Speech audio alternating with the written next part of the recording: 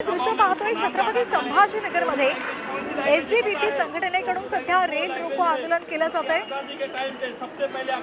आणि त्यांनी रास्ता रोको सुद्धा केलेला आहे। छत्रपती संभाजीनगरमध्ये ही दृश्य रेल रोको आंदोलन केलं जातोय आणि या आंदोलनस्थळी पोलीस सुद्धा आलेले आहेत। आंदोलकांनी सरकार विरोधात जोरदार घोषणाबाजी सुद्धा सुरू केलेली आहे। आताची महत्त्वाची ही दृश्य आपण झी 24 तासवर पाहतोय। छत्रपती संभाजीनगर रेल्वे स्थानकामध्ये बोर्डवर उर्दूमध्ये नाव लिहा अशी या आंदोलकांची मागणी आहे आणि त्यासाठीच त्यांनी हे आंदोलन केलेलं आहे।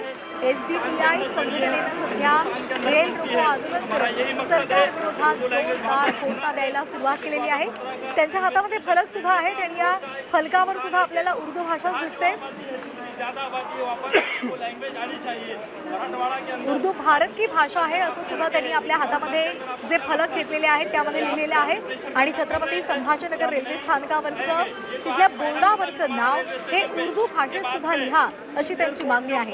आताची महत्त्वाची बातमी आणि आपण थेट दृश्य झी 24 तासवर पाहतोय। छत्रपती संभाजीनगरमध्ये सध्या एसडीपीआय संघटनेनं रेल रोको आंदोलन सुरू केलेलं आहे। मोठ्या प्रमाणात हा समाज रस्त्यावर उतरलेला आहे आणि त्यांची हीच एक मागणी आहे की छत्रपती संभाजीनगर या स्थानकाचं नाव उर्दू भाषेत सुद्धा लिहावं। तर जे आंदोलक आलेले आहेत त्यांनी सरकार विरोधात घोषणा सुद्धा दिलेली आहे। एसडीपीआय या संघटनेचं हे आंदोलन मोठ्या प्रमाणात या संघटनेचे कार्यकर्ते एकवटलेले आहेत। छत्रपती संभाजीनगर रेल्वे स्थानकाचं नाव हे उर्दूमध्ये लिहावं ही त्यांची प्रमुख मागणी आहे। विशाल करोळे आपले प्रतिनिधी आपल्यासोबत जोडले गेलेले आहेत। तर विशाल, उर्दूमध्ये संभाजीनगर रेल्वे स्थानकाचं नाव लिहावं यासाठी या संघटनेनं मोर्चा काढलाय, काय प्रमुख या मोर्चेकरांची मागणी आहे? एसडीपीआय ही संघटना आहे आणि संभाजीनगर रेल्वे स्थानकावर याआधी उर्दूमध्ये नाव लिहिलं होतं, मात्र ज्यावेळेस नामांतर झालं त्यावेळेस आता उर्दूमध्ये नाव लिहिलेलं नाहीये। केंद्र सरकारच्या सूचनांनुसार उर्दूमध्ये नाव असणं बंधनकारक आहे असा या संघटनेचा दावा आहे। मग संभाजीनगर रेल्वे स्थानकावर हे नाव उर्दूमध्ये का लिहिलं नाही असा त्यांचा सवाल आहे। गेली काही दिवस त्यांनी रेल्वेसोबत पत्रव्यवहार केला, मात्र भाजप आमदारांनी हे नाव लिहू दिलं नाही अशा पद्धतीचा आरोप त्यांचा आहे आणि त्यामुळे उर्दूमध्ये हे नाव लिहावं यासाठी त्यांचं हे आंदोलन आहे। रेल्वे स्टेशन परिसरात ते आलेले आहेत। रेल्वे रोखणूक करण्याचा त्यांनी प्रयत्न केला होता, मात्र पोलिसांनी त्यांना गेटवरच थांबवलंय। आपण बघतोय दृश्यांमध्ये की ते जे कार्यकर्ते आहेत ते घुसण्याचा प्रयत्न करतायत, पोलीस त्यांना थांबवण्याचा प्रयत्न करतायत, त्यांच्या आतमध्ये जाण्याचा प्रयत्न सुरू आहे।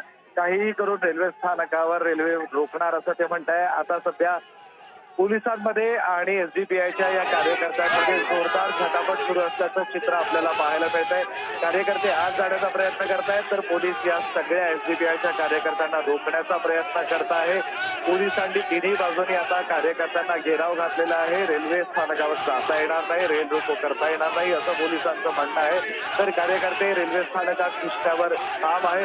जोपर्यंत उर्दूमध्ये नाव लिहिणार नाही तोपर्यंत माघार नाही। 10 दिवसांचा आम्ही अल्टिमेटम असं देतोय, त्यांना असंही सांगण्यात येत आहे। दरम्यान या सर्व कार्यकर्त्यांना आता पोलिसांनी ताब्यात घेतल्याचं चित्र आपल्याला पाहायला मिळत आहे। पोलीस व्हॅनमध्ये या कार्यकर्त्यांना बसवण्यात येत आहे। आजचं हे आंदोलन जरी असलं तरी 10 दिवसाचा रेल्वे प्रशासनाला, राज्य सरकारला हा अल्टिमेटम आहे आणि या पुढील दिवसात जर नाव लिहिलं नाही तर यापेक्षा सुद्धा तीव्र आंदोलन करू असं त्यांचं म्हणणं आहे। तुर्तास आजचा रेल रोको प्रशासनानं, पोलिसांनी हाणून पाडलाय। स्टेशनच्या बाहेरच त्यांचं हे आंदोलन सुरू आहे आणि आता या सर्व आंदोलकांना पोलिसांनी ताब्यात घेतलं असल्याचं चित्र आपल्याला पाहायला मिळतंय।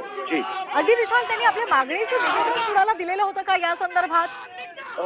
खरं तर ते रेल्वे रोको करायला आले होते आणि या संदर्भात ते रेल्वे स्थानकावर निवेदन सुद्धा देणार होते, मात्र पोलिसांनी त्यांना रेल्वे स्थानकाच्या मुख्य दरवाजावरच अडवलेलं आहे।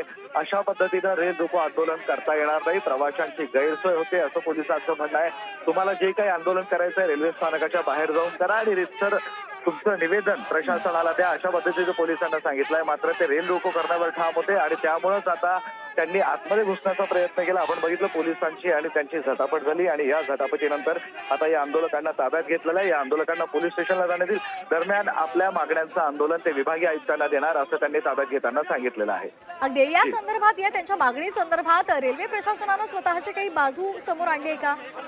रेल्वे प्रशासनाच्या म्हणण्यानुसार केंद्र सरकारच्या सूचना आहे त्यामध्ये 3 भाषांमध्ये आता रेल्वे स्थानकाचं नाव लिहावं असं सांगण्यात आलंय। इंग्रजीमध्ये नाव लिहावं, हिंदीमध्ये नाव लिहावं आणि त्या भागाची जी स्थानिक भाषा असेल त्या भाषांमध्ये असं नाव लिहावं अशा पद्धतीचे आदेश आहे आणि या तिन्ही भाषात रेल्वे स्थानकावर नाव लिहिलंय। आलेल्या नव्या आदेशामध्ये कुठेही उर्दू भाषेमध्ये नाव लिहावं अशा पद्धतीच्या सूचना नाही असं रेल्वे प्रशासनाचं म्हणणं आहे आणि त्यामुळे उर्दू भाषेत नाव नाही, नाव कुणीही हटवलेलं नाही.